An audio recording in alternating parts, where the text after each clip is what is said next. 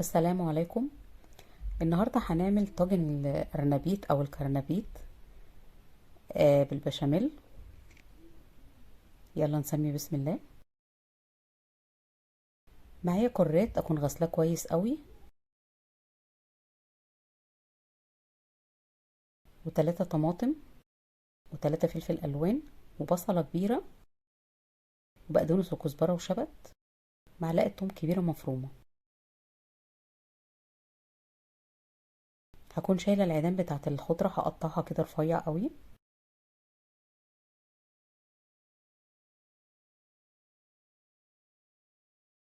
وهقطع الكرات مكعبات. الكرات ده طبعا بينقل الطاجن في حتة تانية، بيدي طعم تحفة للطاجن. انا عايزاكم تجربوه في اكلكم، بيبقى طعمه تحفة وطبعا وقيمته الغذائية عالية جدا. هقطع الفلفل مكعبات. ممكن اقطع التقطيع اللي انا عايزاه يعني، ممكن تقطعوه شرائح زي ما تحبوا. عملت المسقعه والويكا وعملت اكلات حلوه هتعجبكم اوي. انزلوا صندوق الوصف شوفوها وقولوا لي رايكم في الكومنتات.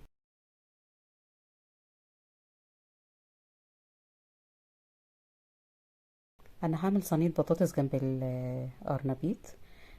عملتها قبل كده، بسلقها واحط عليها توابل وخضره وتوم وبدخلها الفرن، بيبقى طعمها تحفه. ممكن تعملوا جنبه رز بالشعريه او تاكلوه بالعيش. هفرط البصل كده من بعضه. ومعايا صدر فرخه مطلعاه من الفريزر، هقطعه بالشكل ده. ده هيدي للطاجن طعم تحفة قوي. معايا مية بتغلي على النار، هضيف عليها معلقة كمون صغيرة، والكمون ده مهم جدا مع الكرنبيط عشان الغازات. نص معلقة ملح صغيرة عشان تظبط الطعم. هقطع الأرنبيط بالشكل ده وردات صغيرة، وهسلقه 3/4 سوا، مش هسويه على الآخر يعني. معايا معلقتين زبدة.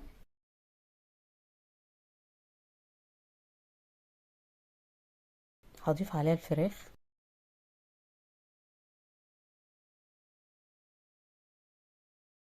وهفضل أشوح فيها كده. هضيف عليها معلقة صغيرة من الفلفل الأسود، رشة حبهان ورق لورا مطحون، رشة ملح، وأقلب بقى. أول ما تشرب ميتها هنزل بالبصل.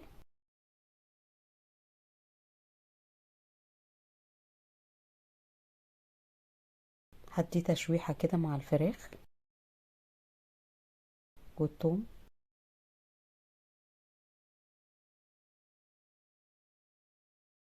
وهضيف عليهم الكرات. طبعا البصل والثوم والكرات ده ريحتهم مع بعض تحفة.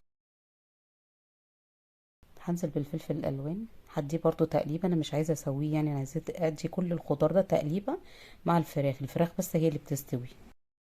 لكن كل الخضار ده هديه تقليبة كده، وأنزل عليهم بالطماطم والخضرة.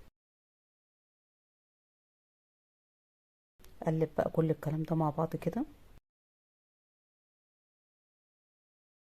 هضيف عليهم معلقة صغيرة من الكمون، معلقة صغيرة جنزبيل، معلقة صغيرة توابل فراخ، وأقلب بقى مع بعض.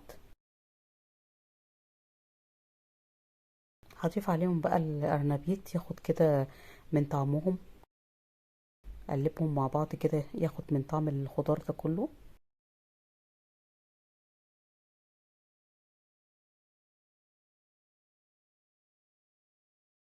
هحضر البشاميل. معايا معلقتين زبدة كبار.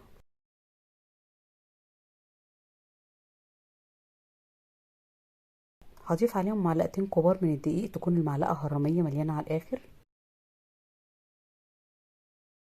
وأقلب بقى مع بعض.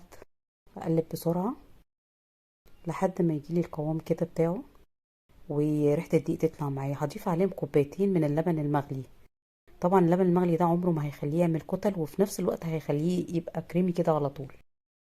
ممكن اضيف شوربة، ممكن اضيف مية ومكعب، بس طبعا اللبن بيخلي الطعم بتاع البشاميل حلو قوي. هضيف عليه نص معلقة ملح صغيرة بس، ومعلقتين كبار من قشطة وش اللبن. طبعا لو القشطة مش موجودة مش مشكلة، يبقى اللبن بس. كده خلاص البشاميل.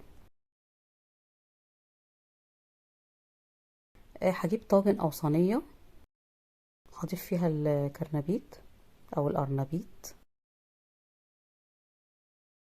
وهضيف البشاميل. طبعا هبقى مسخنه الفرن معليه على الاخر.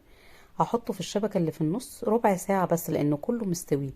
بعد كده هشغل الشوايه ياخد لون.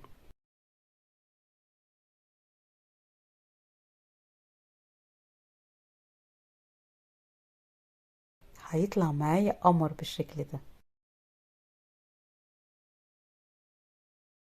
جامد قوي. يلا بقى نغرف. انا عايزاكم تجربوه، لو عجبكم الفيديو اعملوا لايك واشتركوا في القناه وفعلوا الجرس عشان يوصل لكم كل جديد. بصوا بقى، مش عارفه اقول لكم ايه الريحه بقى، والشكل لوحده بيتحدث عن نفسه. بصوا.